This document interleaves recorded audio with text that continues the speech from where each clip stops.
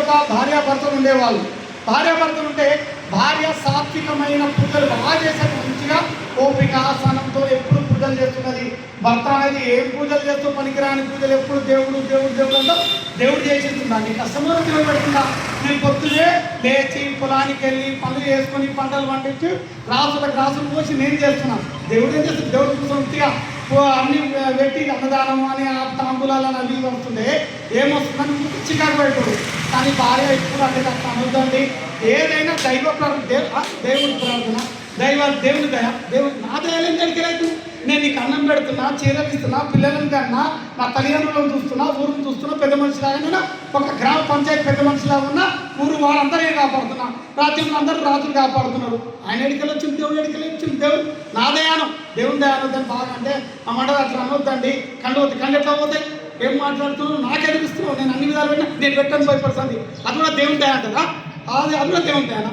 సరే అని అంటే ఇట్లా కీచులు ఆడుకుంటారు. ఎప్పుడు ఈమె ఎప్పుడు ఖర్చు పెడుతుంటారు అనుకుంటే ఈ మాటది ఎప్పుడైనా ఇట్లా అంటే పూజలు మానేస్తుంది. పూజలు ఎట్టెట్లా మానేసిందో అట్టట్లా అన్నీ ఇంత ఆర్థికంగా దిగజారిపోయారు మొత్తం. ఎందుకంటే దేవుని కృపలేదు ఏం జరిగేది. కానీ మనకుంది మూడో అబ్బాయి కూడా ఆమె కొన్ని ఎప్పుడు ఇట్లా అంటుంటుంది, ఇక బాగుంటుంది, తాంబులాలు ఏం చేయాలి, పూజలు ఏం చేయాలని ఆమె విరమించుకొని ఉండడం వల్ల సంసారం అంతా దిగజారిపోయిన తర్వాత పనులందరూ వెళ్ళిపోతా ఉన్నారు. ఒక్కొక్కరు వెళ్ళిపోతుంటే పనులను పిలిచింటే ఏంద్రా అందరూ వెళ్ళిపోతున్నారు అంటే, అయ్యా ఏం చేద్దాం, మీ దగ్గర పని కూడా ఆర్థికంగా పని లేదు కదా, మీ దగ్గర పని చేస్తే మాకు ఆర్థికంగా మేము ఇవ్వగలుగుతాం, మీ దగ్గర ఏం లేదు కాబట్టి మేము వెళ్ళిపోతున్నాం. నేను ఇందులో ఉంటుంది నాదే లేదా ఏంటంటే దేవుని దయ అట్లుంది, మేము వెళ్ళిపోతాం. దేవుని దయ ఎట్లా నిద్రలు ఏం చేస్తాం, మీరు కూడా దేవుని దయ అంటారా? అవును, మన దేవుని దయ వల్లనే సకల చరాచరాలు సృష్టి అంతా నడుస్తుంది. అంతేనా వెళ్ళిపోయి మీ నాటకెళ్ళని వాళ్ళు కూడా వెళ్ళిపోతుంది. అందరూ వెళ్ళిగా ఎత్తున్నాక చాలా బీదస్తులు అవుతాడు. ఇక బీదస్తులు అయినాక భార్య అంటది, ఏంటయ్యా నేను పూజలు పునస్కారాలు చేసినప్పుడు ఇంత బాగుండే సంసారము, ఇల్లు వాడ చుట్టాలు పక్కలు అందరూ ఇంత బాగా గౌరవించేటోళ్ళు, మనకి మర్యాద ఇచ్చేటోళ్ళు ఇప్పుడు ఒకరు కూడా పలకరించేటోళ్ళే లేరు మనకి. మనం ఏం చేద్దామంటే అప్పుడు భార్య అంటది, నా మాట ఒక్కసారినయ్యా, ఏంటంటే మన గుడిలో మన ఊరి దేవాలయంలో ప్రవచనాలు జరిగితే ఒక స్వామీజీ వచ్చిందంట. ఆ స్వామీజీ ప్రవచనం ఇచ్చి దేవుని దర్శనం చేసుకొని వద్దాము అన్నాడు. అంటే సరే నీ మాట ప్రకారము దేవుని దర్శనానికి వెళ్దామని ఆ రోజు ఆయన దేవుని దర్శనానికి గుడి దగ్గరికి వెళ్తాడు. గుడి దగ్గరికి వెళ్తుంటే హరికథలో అవి చెప్పుకుంటే వింటాడు. హరికథ చెప్పే ఆయన ఒక ఆయన ఏమంటాడు, ఏది జరిగినా దేవుని దయ అని ఆడగొక హరికథ జరుగుతుంది. అట్లయితే ప్రశ్నిస్తాడు లేచి, ఏం స్వామి దేవుని దయ అంటున్నారు, మీరు ఇక్కడికి వచ్చిందంతా మీ కష్టంతో, మీరు వాక్చాతుర్యంతో మీరు చెప్తున్నారు. దేవుని దయ వెనుకలు వచ్చింది మీ జ్ఞానం, మీరు చిన్నప్పటి నుండి చదువుకుంటారు, బ్రాహ్మణ కులంలో పుట్టి వన్ చేసి మీరు చెప్తున్నారు దేవుని దయ వెనుకలు వచ్చింది ఇది అంటే అట్లా కాదు నాయన. దేవుని దయ సకల చరాచరాలకు కూడా శివుని ఆజ్ఞ లేని చిన్నకు ఉంటుంది. శివుడే అందరికీ సకల చరాచరాలకు అన్నపూర్ణాదేవిని వడ్డిస్తాడు. శివుని ఆజ్ఞ లేని ఏం జరిగింది, అన్నపూర్ణాదేవి వడ్డిస్తాడు. అక్కడికి వడ్డిస్తాడు. ఆయన అంటాడు హరికథ చెప్తాడు, కాదయ్యా తన్నైనా తినబెడతాడు దేవుడు. ఏం చేస్తాడు, తినకుండే తన్నైనా తినబెడతాడట. అట్లా తనే నేను ఇలా తినని భార్య కట్టాడు. సాయి ఇంత మొండిగా అంటుందిగా, మీ సనాతన ధర్మం ఏందో మీ ధర్మం ఏందో దేవుని మాయా చూస్తాను అని పోయి వంటికి తినాడు. తినకుంటే భార్య అంటది, ఏమయ్యా తినయ్యా ఒకరోజు మొత్తం అట్లా ఉంటాడు, రెండో రోజు మంచిగా వంకాయ మసాలా వంకాయ పరిమాణాలు వండుతుంది. అట్లనే కుమ్మ వాసన వస్తుంటాయి. కానీ మాట ప్రకారం అట్లా గట్టిగా నిలబడతాడు. నేను తినా సరే ఉంటే తినమంటున్నారు ఇంట్లో. నేను ఇక్కడ నుండి ఎక్కడైనా వెళ్ళిపోతాను, మంచిగా నడుచుకుంటూ వెళ్ళిపోయింది. అడుగులోకి వెళ్ళిపోయిన తర్వాత అక్కడ వేరే ఊర్లో అక్కడ వాళ్ళు గ్రామ దేవతకు పూజలు చేసుకుంటున్నారు. పెద్ద మర్రి చెట్టు దగ్గర పోయి కూర్చొని 2 రోజులు ఉపవాసంతో ఉన్నాడు. మంచి నీళ్ళు కూడా కొడుతున్నాడు.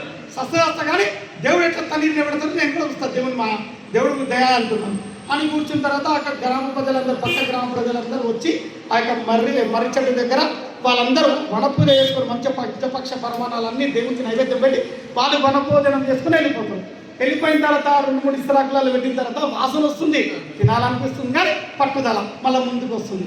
ఈ పట్టుదలతో మండి పట్టుదల అది ఇది మనసు అంటే సరే అని కూర్చున్న తర్వాత ఈ దొంగలు వచ్చారు. 2 దొంగలు ఎప్పుడు దాచిపెట్టిన ధనం మా మర్రి చెట్టు త్వరలో దాచిపెట్టారు. వాళ్ళు వచ్చి ఏంద్రా గుమగుమ వాసనలు వస్తున్నాయిడా, ఎవరన్నా ఉన్నారంటే చెట్టుకు దాచుకుంటే వాళ్ళని చూసి దాచుకుంటే గుమగుమ వాసనలు వస్తుంది. ఎవరో వచ్చారు. మనం ఇంతకు ముందు దొంగతనాలు చేసి పెట్టిన చెట్ల పెట్టిన యొక్క ధనాన్ని చూసి లెక్కపోనికనే ఎవరో వచ్చారు మనకి విషయం పెట్టిందన్న. 2 ఇస్తరాకులు చూడాలి. ఈ 2 ఇస్తరాకులలో తింటారు వచ్చుకొని వాళ్ళు ఎక్కువ పని విషయం పెట్టినారు పరిమాణాలు అని తినకుండా ఇక్కడ చుట్టుపక్కల ఎక్కువ ఎవరు ఉండరు మన గురించి కావాలి అసలు అక్కడిక్కడ చూసరికి చుట్టుపక్కకి వీళ్ళని వస్తాడు పట్టుకుంటాడు పట్టుకొని ఏంటయ్యా 7 కిలో వచ్చినావు అంటే నేను 7 కిలో రాలేదు ఎవరు పెట్టిపోయి నువ్వే పెట్టినావు నువ్వు తినంటే నేను పెట్టలేదు పక్క ఎవరో వచ్చి నాకు తెలియదు ఆ గ్రామస్తులు వచ్చి మన పూజ చేసుకుని అందరూ భోజనం చేసుకున్నాను మళ్ళీ నువ్వు తిన్నావంటే నేను తినలేదు మళ్ళీ ఎందుకు తినలేదు అంటే నేను తినా అమ్మ కొడుక వీడ ఇవ్వాలని అంటున్నారు రే వీడ ఖచ్చితంగా అన్న విషయం కలిపండి వీడు తింటలేడు దీనికి ఏం చేయాలని అప్పుడు ఆయన అన్న తర్వాత సరే నువ్వు తినవా కొట్టగా తినవుతారు అప్పుడు చెప్పదు లేకుంటారు నీ దగ్గర కొడుతుంటారు ఇంకో ఆయన కొడుతుంటావు కానీ తినబెడుతుంటాడు అప్పుడు తింటాడు అంటే అప్పుడు అంటాడు అమ్మ జంగర దేవుడు అన్నాడు కొట్టనే తినబెడతాడు ఆకలి అయితే తినపాడు ఏ మనిషికైనా వృధాగా భోజనమే ఇస్తాడు కంపల్సరీ కానీ బాగా నువ్వు కష్టపడమంటాడు అందు గురించి 3 రోజులు వృధా కష్టం చేయకుండా తింటున్నాడుగా అంటే దెబ్బలతో తినిపిస్తున్నాడు అందు గురించి దెబ్బలతో తిన్నాక ఇంటికి పోతాడు చక్క పోయి ఆ పక్క ఊరలకు గడ్డి దొంగ దొరికిందని ఆ ఊరలో పోయి చెప్పి మన దొరికొచ్చి గడ్డి దొంగలు అంతా చూపించి వాళ్ళందరి సొమ్ములను విడిపిస్తాడు ఒక మంచి కార్యక్రమం అయితే జరిగింది ఆ విడిపించి భార్య దగ్గర పోయి అంటాడు పనవాళ్ళని పిలుచుకున్నాడు భార్యని మంచిగా అంటాడు ఇప్పటి నువ్వు తాంబూలాలి మంచిగా అందరిని పిలుచు అన్నదానం చేయి దగ్గరకు ఉన్నది ఏ దానం చేస్తూ వచ్చాయి మనకు శిక్ష సంపదలు వెళ్తాయి అప్పటి నుండి ఈ యొక్క వరలక్ష్మి మాత కానీ ఏ పూజలు కానీ ప్రతి మాసంలో వచ్చే పూజలన్నీ చేసుకుని ధనకనక రాశులతో ఆయురారోగ్యాలతో శిక్ష సంపదలతో తులవుతున్నారు అందుగురించే దేవుని దయవల్ల లేని మనం ఏమీ చేయలేము చాలామంది ఇళ్ళలో కూడా కొట్లాడుకుంటారు నేను విన్నా నేను చేస్తూనే అవుతుంది నువ్వు చేయనీకే ఇంకొకటి చెప్తున్నావు అని భగవంతుడు పుట్టినప్పుడు నేను పుట్టినప్పుడు నా తరఫున ₹1 పుట్టిస్తాను 10 రూపాయలు పుట్టిస్తాను 10 రూపాయల తర్వాత భార్యను చేసుకుంటే 11 రూపాయలు వస్తాయి భార్య పుట్టిన తర్వాత పిల్లలు అయితే 12 రూపాయలు అవుతాయి 12 రూపాయలకు ఎంత 120 రూపాయల బరకత్ ఉంటుంది 12 రూపాయలకు 120 రూపాయల బరకత్ ఉంటుంది అదే అప్పుడు పిల్లలు ఎట్లా పెరుగుతుంటే అభివృద్ధిలో కూడా అట్లా వస్తుంది ఎప్పుడు మనం మంచి మనసుతోని కల్లా కప్పం లేకుండా 10 మందికి దాన ధర్మాలు చేసినప్పుడే అందరికి వస్తుంది నేను చేస్తున్నాను అంటారు కొంతమంది అంటారుగా అరే నీ భార్య కాలం వల్ల జరుగుతుందిరా నీ పిల్లల పుట్టినప్పటి నుండి మంచి జరుగుతుందా నీ వల్ల మంచి జరుగుతుందా మన తల్లిదండ్రులు అంటే ఇన్నాం కదా మనం మన తాతలు మన నాయనమ్మలు మన అమ్మమ్మలు ఆ రకంగానే దేవుని దయ వల్లనే ఇవన్నీ జరుగుతున్నాయి అందుకని మీరు కూడా ఒప్పుకుంటున్నారా లేదా నేను చదువుకున్నా నేను కష్టపడి కలెక్టర్ అయినా దేవుడే లేదంటున్నాడు అట్లాంటిది ఎక్కడికి దేవుడే మీ తాత ముత్తాత పితృదేవతలు అంటున్నాం పితృదేవతలు మా దేవతలు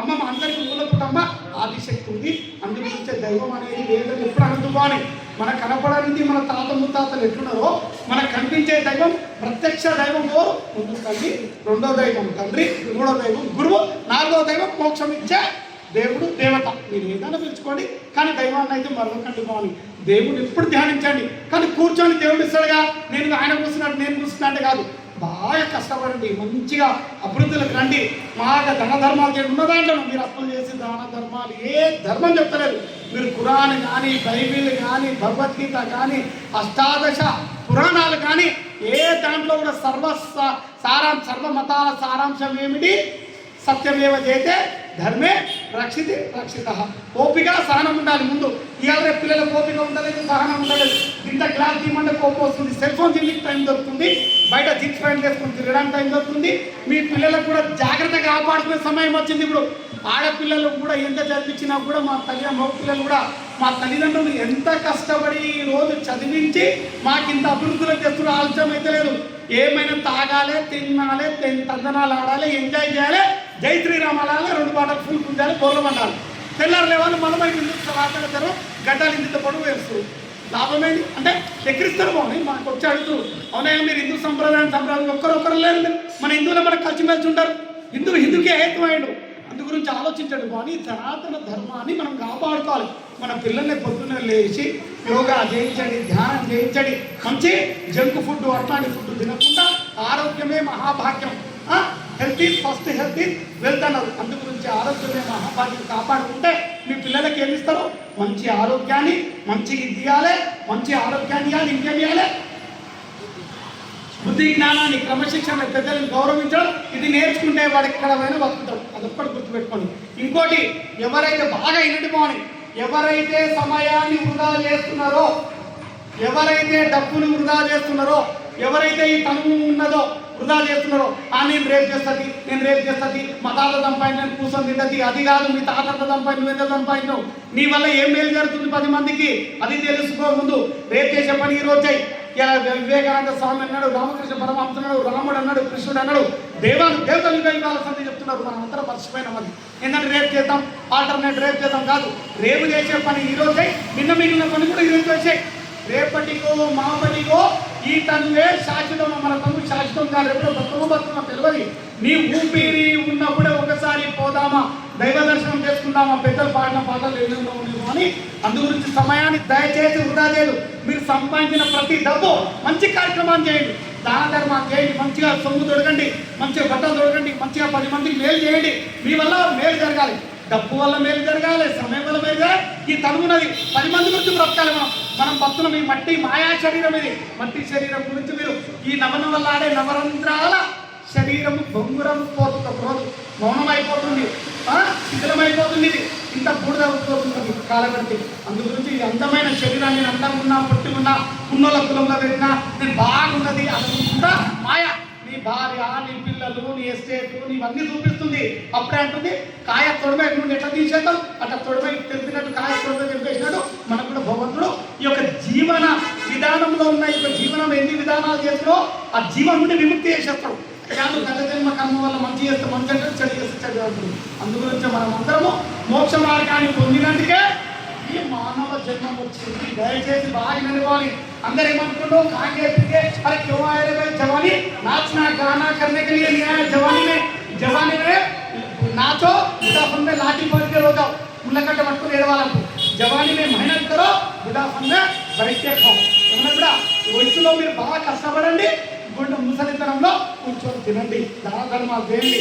అందుగురించే ఎవరైతే 25 ఏళ్ళు బాగా కష్టపడతారో వాళ్ళు బాగా పిల్లలు, చదువుకున్న పిల్లలు ఎవరైనా బాగా 25 ఏళ్ళ వరకు పెళ్లి కానీ, మగపిల్లలు కానీ, ఆడపిల్లలు కానీ బాగా నిలబడి 25 ఏళ్ళు ఎవరు రాత్రి పగలు కష్టపడతారో వాళ్ళు మంచి ఉద్యోగం కానీ, మంచి ఫ్యాక్టరీ కానీ, ఏదో వ్యాపార రీత్యా కానీ, ఉద్యోగ రీత్యా కానీ, ఏదో ఒక రీత్యా కానీ కష్టపడి మీరు ఒక పొజిషన్లోకి వస్తే 75 ఏళ్ళు అంటే ఇప్పుడు అయితే అంత 75 ఏళ్ళు బతికే గ్యారెంటీ దగ్గర ఉన్నన్ని రోజులన్నా 3-4 ముచ్చేద్దాం కానీ ఉన్న రోజులన్నా మంచిగా బతకగలుగుతాం.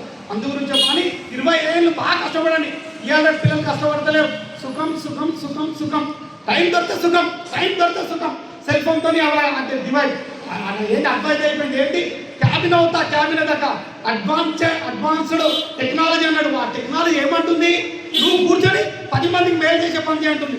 ఆ అడ్వాన్స్డ్ టెక్నాలజీ మనం టైం అంతా వేస్ట్ చేస్తున్నాం, వృధాగా వాడుతున్నాం. టెక్నాలజీ ఉంది అని కనుక్కున్న టెక్నాలజీ మామూలు టెక్నాలజీ కాదు. పేగులు లెక్క పెడితే ఆవలించే ఏంటి, ఆవలిస్తే పేగులు లెక్క పెట్టే టెక్నాలజీ ఉంది, కానీ దాన్ని వృధా వాడుతున్నాం. దాన్ని ఏమైనా వాట్సాప్లు, చాటింగ్లు, పనికిరాని ప్రేమలు, పనికిరాని మిత్రత్వం అది కాదు. బాగా కష్టపడి ఒకరోజు టైం తీసుకో. సండే హాలిడే తీసుకోవచ్చు ఎవరు కానీ. సండే రోజు బాగా తీసుకోవాలి. మన గవర్నమెంట్ మార్చాలని నేను కూడా కోరుకుంటున్నా. సండే రోజు భానువాసరే, అందు గురించి అందరూ మాంసం కూడా తినొద్దు. ఆ రోజు వేరే రోజు ఏదైనా పెట్టుకోండి, కానీ హాలిడే ఇవ్వద్దు. మనకు బ్రిటిష్ వాళ్ళు చెప్పినది ముందు తప్పు మనకు. ఎందుకంటే సోమరిపోతం తయారు చేసి వాళ్ళైతే చర్చిలకు పోయి బాగా పూజలు చేసుకుంటూ మంచిగా చేసుకుంటారు. మన వాళ్ళకి పండుగ పెడుతుంది. బాగా తిరిగి పండుకోరా, మీరు ఏం పని చేయకూడదు. 12 గంటలకు లేరు, 3 గంటలకు తినరు, 4 మళ్ళీ రాత్రి 12 గంటలకు పండుకోరండి. అది కాదు. మన ధర్మాన్ని అందరూ కాపాడుకోవాలి. ఎందుకంటే ప్రతి గుళ్ళో, ప్రతి దేవాలయంలో ఈ రోజు మనం చెప్పుకుంటేనే మన పిల్లలని, మన గౌరవాన్ని, మన సనాతన ధర్మాన్ని కట్టు పొట్టుని మనం అందరం కాపాడుకున్నట్టు అవుతుంది. లేకుంటే మన చేతులారా మనం వృధా చేసుకుని బుడిదలో వచ్చిన పన్నీరు అవుతుంది. అందుగురించి దయచేసుకొని పిల్లలందరికీ ఇలా భార్య కానీ, భర్త కానీ కలిసిమెలిసి ఉన్నట్టుకొని, అన్నదమ్ములు కానీ, అక్కజల్లు కానీ సనాతన ధర్మం అంటుంది. మనము కౌరవుల కఠినం ద్వాపరయుగంలో, త్రేతాయుగంలో రాముని కఠినం, మళ్ళా కృతయుగంలో హిరణ్యకశిప కథలు ఎన్నెన్నో కథలు ఉన్నాయి. అన్ని కథలు ఇంటున్నాం. సోపుతున్నా అప్నాగాన అప్పంగానం అంటే అట్లా అవుతుంది. ఈ చోటులు ఉంటుంది, ఈ చోటులు అట్లా కాదు అని మీరు పట్టుదలతోని. ఒక ఆమె వచ్చి మనం అడిగింది, భవానీ దయచేసి మేము చీపులు ఉడుస్తున్నాము, రోలు ఉడుస్తున్నాము, మాకు అట్టేంది అంటే ఏం లేదమ్మా, నీకు ఇచ్చిన డ్యూటీ, భగవంతుడు ఇచ్చిన డ్యూటీ మేము తీస్తే నిర్విఘ్నంగా చూచా తప్పకుండా పట్టుదలతోని ఓపిక సహనంతో చేస్తూ దేవుడు ఒప్పుకుంటాడు. ఏం కాదు, అవునా కదా? పని పారిశుద్ధం చేసేవాళ్ళు బాధపడుతుంటారు. ఇప్పుడు మేము అయ్యో మీరు అందరూ పూజలు చేస్తున్నారు, మాకు పొద్దున్న చేస్తే ఆ పని పాశపని కాదు. నువ్వు చేసే పని కూర్చుకుంటూ కూడా నామస్మరణ జై జై భవానీ, జై జై దుర్గా, జై స్వామి, జై శ్రీరామ్, జై రామ్, ఏదో ఒకటి చెప్పుకుంటూ నువ్వు కూర్చే పని కానీ, అంట్లు తోముకుంటా కానీ, బట్టలు ఉతుకుంటా కానీ, ఏ పని టైం దొరికినప్పుడు పరుల శుద్ధి అనపోకు, పాపంలో పడపోకు అని దయచేసి నేను చెప్పేది, మీరందరూ సమయాన్ని వృధా చేయకుండా దేవుడి దయ వల్ల అందరికీ మంచి కళ్ళు ఇచ్చిండు, ముక్కు ఇచ్చిండు, అన్ని ఇచ్చిండు భగవంతుడు, కాళ్ళు చేతులు, మాట్లాడే తెలివిని జ్ఞానాన్ని అందరు ఇచ్చిండు. కానీ మీరు ఉపయోగించుకోవట్లేదు. బాగా ఉపయోగించుకోండి. మా కర్మింతనే, మేము లేనోళ్ళం, మేము గరీబ్ వాళ్ళం, మేము ఆకుల పోలం, ఏ కుల మత వర్గ భేదము లేదు. అందరూ స్త్రీలు కానీ పురుషులు కానీ, స్త్రీలు ఒక శక్తి నారీమణులు, అందుగురించే మగపిల్లలందరూ ఇక త్రిమూర్తులతో సమానమైనటువంటిది. అందుగురించే పట్టుదల ఉంటే దానికి లేదు. పట్టుదలతో కార్యక్రమం చేయండి. మీ షాప్ నడచలేదా, దాన ధర్మాలు చేయండి, మంచి కార్యక్రమాలు చేయండి, ఉన్నదాన్ని అన్నదానం చేయాలి. మీ దగ్గర 10 రూపాయలు 10 రూపాయలు చేయండి, మంచి పనులు చేయండి. కానీ డబ్బులు వృధా చేస్తే లక్ష్మీదేవి మళ్ళీ రాదు. దయచేసి మీరు గుర్తుపెట్టుకోండి. చాలామంది అంటారు మేము ఉండోళ్ళం ఉంటాండి, ఇప్పుడు మేము పీదోళం అయిపోయినాం. అంటే ఉన్నప్పుడు ఎట్లాంటిలో వాడుకున్నాం, ఇప్పుడు వేడిస్తే ఏం రాదు. అంటే ఏమంటారు, చేతులు కాలంటే ఆకులు పట్టుకుంటే లాభం లేదు. అందుకుంటే మీరందరూ బట్ట కానీ పొట్ట కానీ ఆయుష్ కానీ ప్రతిదీ వాడుకోదు. ఈ ఆయుష్ మనం అందరం అంటాం హ్యాపీ బర్త్డే టు యూ అంటాం. రోజు రోజు మనం పెరుగుతున్నాం, ఏది చావుకు దగ్గర అవుతున్నాం. అది గుర్తుపెట్టుకుంటలేరు. మేము 25 ఏళ్ళను 30 ఏళ్ళను 50 ఏళ్ళను, అది కాదు. మన సనాతన ధర్మం విశ్వాన్ని ఉండేది కాదు. జ్యోతి వెలిగించాలి, మంచి నెయ్యి జ్యోతి వెలిగించి 10 మందికి అన్నదానం చేయాలి. కానీ చోట్లను వాళ్ళు బర్త్డే చేసుకుని 1,00,000 రూపాయలు ఖర్చు పెడితే మమ్మీ వాళ్ళు చేసుకున్నారు, ఆంటీ వాళ్ళు చేసుకున్నారు, మనం కూడా చేసుకున్నాం. అంత కాదు, వాళ్ళు చేసుకున్నారు, వాళ్ళు దమాట్లయితే చేసుకున్నారు. వాళ్ళు ఏం తాగుడు తిండి పెట్టి పెద్ద చేయాలన్నారు. అదే దాన ధర్మాలు చేయడు. గరీబ్ వాళ్ళకి పెట్టారు, మీరు ఒక అనాథ శరణాలకు పెట్టారు. తిండికి లేక ఎంతమంది చేస్తున్నారు. కానీ మన దేశంలో ఒక వృద్ధాశ్రమాలు తల్లిదండ్రులు లేక పిల్లలు కానీ ముసలోళ్ళు కానీ కొడుకులు చూడకుండా బిడ్డలు చూడకుండా ఎంతోమంది ఉన్నారు. వాళ్ళకి ఖర్చు పెట్టండి. అట్లాంటి డబ్బు వృధా ఖర్చు చేయకండి. కానీ మీరు అట్లాంటి ఖర్చు పెడితే 1,00,000 రూపాయలు పెడితే మీకు 10 లక్షలు వస్తాయి. పెట్టొస్తుంటే దేవుండే అది ఇప్పటివరకు కట్టినారుగా. భగవంతుడు ఇస్తాడు. భగవంతుడు ఏంటి, తల్లి 2 పాల ఎడికలు వస్తున్నాయి. ఇలా తల్లి పిల్లని కంటే ఎడికలు వస్తున్నాయి, లీటర్లు వస్తున్నాయి. అది కొని పెడతామా, మా పోరగాడు 30 లీటర్లు తాగిన నెలకు మాట 1 లీటర్ తాగుతాయి. అదే తల్లి ఎంత ఇస్తుంది పాలు. అట్లాంటి మనం నీళ్ళు వస్తున్నాయి. ఇలా భగవంతుడు గాలి పీల్చుకుంటున్నాం, భూమి మీద నడుస్తున్నాం, అగ్నిని వాడుకుంటున్నాం, అన్ని చేస్తున్నాం. మళ్ళీ వానలు వాడుకుంటాం, అన్ని నీళ్ళ వాడుతున్నాం, అన్ని మరి పంచభూతాలు వాడుతున్నాం. మరి దేవుడు ఎంత ఇస్తుంది మనకి, అది లెక్కలేదా? అది ఎవరిచ్చేది? దేవుని కృప. అందుగురింత మన సనాతన ధర్మానికి ఒక్కసారి దండం పెట్టుకుని అందరికీ శుభం కలగాలని, మీకు అందరికీ ఆయురారోగ్యాలని. మరి కుంభమేళా కూడా వస్తుంది. కానీ ఈ సంవత్సరం ఒక కుంభమేళా కూడా ఎవరన్నా వీలు ఉంటే ఇలాంటి జనవరి 13వ తారీఖు నుండి మొదలవుతుంది. ఉత్తర భారతదేశంలో అక్కడ పౌర్ణమిగా మొదలవుతుంది. అని మనం సమాసంగా వాళ్ళకి పౌర్ణమికి వస్తుంది కాబట్టి 15 రోజుల ముందు వస్తుంది కాబట్టి అందరు వెళ్ళేటోళ్ళు వెళ్ళండి. లేకపోతే మేము పోయి తీసుకొచ్చిన తీర్థం అని ఇస్తాము అని అందరిస్తామంటే ఏం బాధపడదు. కానీ భగవంతుడు భక్తుడు ఎక్కడుంటే భగవంతుడు అక్కడే ఉన్నాడు. మీకు ఎన్నో కథలు చెప్తాయి. భక్త తుకారాం, భక్త కన్నప్ప, భక్త సిరియాల, చక్రధారి, ఎన్నెన్నో కథలు చెప్తాయి మీకు. అందు గురించి భక్తుడు ఎక్కడుంటే భగవంతుడు అక్కడ ఉంటాడు. అందు గురించి గుర్తుపెట్టుకోండి. భగవంతుడి దగ్గర మనం పోయే అవసరం కూడా లేదు. భగవంతుడు మన దగ్గర కూర్చుంటాడు. ఎప్పుడే ఉంటాడు? ఓపిక, సహనము, నీతి, నిజాయితీ. నువ్వు ఒక్క నిమిషం కూడా విరామం తీసుకొని టైం రెస్ట్ అంటే రస్ట్ పడిపోతాం. రస్ట్ అంటే తుప్పు పడుతుంది. ఇక ఈ శరీరం కూడా పనిచేయదు. ఇక రోజు కూర్చోవాలి. సుఖపడాలంటే గ్లాస్ కూడా పట్టుకొని చాలా కాదు. సుఖపడద్దు, కష్టపడాలి.